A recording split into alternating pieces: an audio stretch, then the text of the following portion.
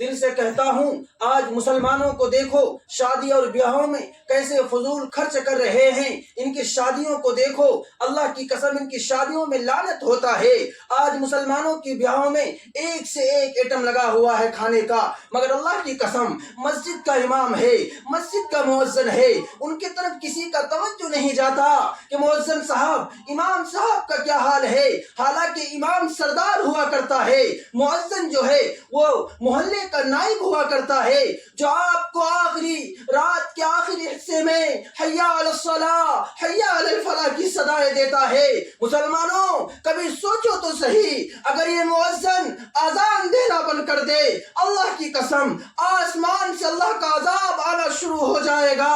لیکن آج اماموں پر کسی کی توجہ نہیں، مسجد عالی شان بنا لیا ہے۔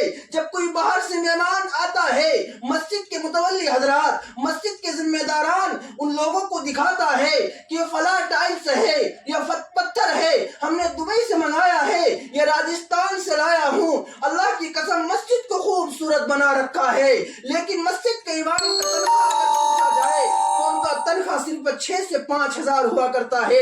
ہاں، بڑے شہروں میں ہم نے بھی دیکھا ہے، ہم نے بھی سنا ہے، کسی کا زیادہ سے زیادہ 15,000 تنخواہ ہے۔ اماموں کو دینے میں لوگوں کی کیوں پھٹ جاتی ہے؟ ارے لوگ اماموں پر اپنی دادا گیری چلاتے ہیں۔ اللہ کی قسم جو اماموں کے ساتھ بدتمیزی سے پیش آتا ہے، یاد رکھنا اس کو بڑا دردناک عذاب ہوگا۔ میں آپ کو ایک واقعہ سنا کر بات ختم کرتا ہوں۔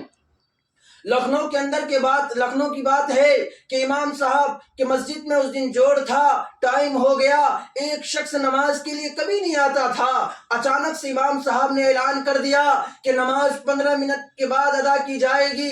متولی آتا ہے، امام کا گریبان پکڑتا ہے اور مصلی کی طرف دھکیل دیتا ہے کہ چلو ٹائم ہو گیا، نماز پڑھاؤ۔ اللہ کی قسم امام دل میں رو رہا تھا، مگر امام صاحب نے بھی سورہ بقرہ شروع کر دیا۔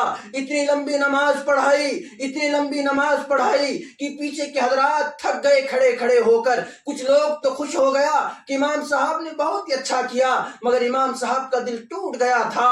وہ جو بدتمیزی سے پیش آیا تھا، وہ آدمی گھر جاتا ہے، راستے سے بلی گزرتی ہے، وہ گر جاتا ہے، اس کا ایک پیر ٹوٹ جاتا ہے۔